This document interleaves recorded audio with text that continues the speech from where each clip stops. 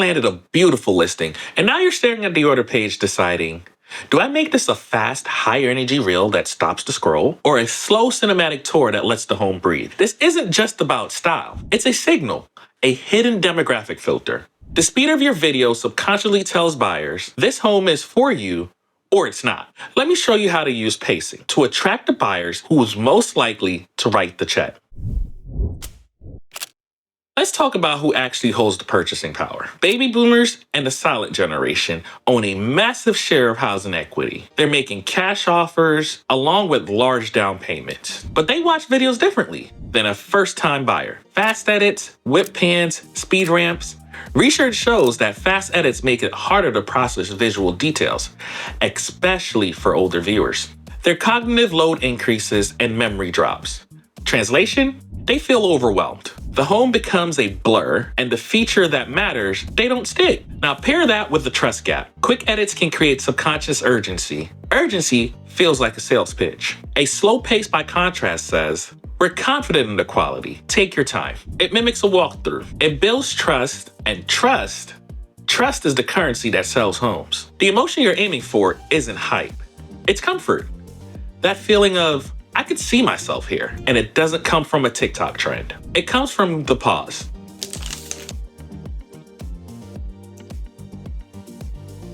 Let's be clear, fast isn't bad. It just has a place.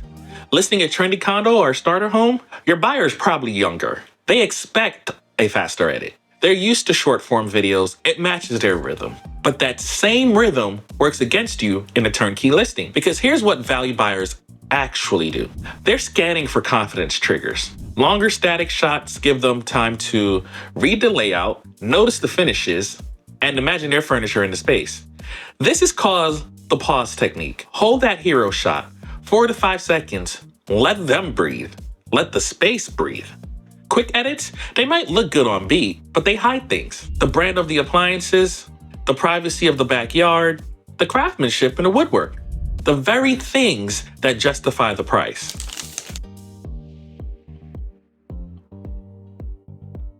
So here's how you determine the pace.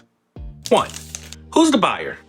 If they're equity rich or downsizing, slow it down. 2. What is the feature? If it's complex or emotionally significant, linger longer. If you're unsure, use a Goldilocks approach. Keep transitions smooth and moderate, but slow down intentionally at the emotional anchors. The kitchen island, the primary suite, the view. That bridges the gap. It retains the younger viewer, but creates space for high equity buyers to fall in love.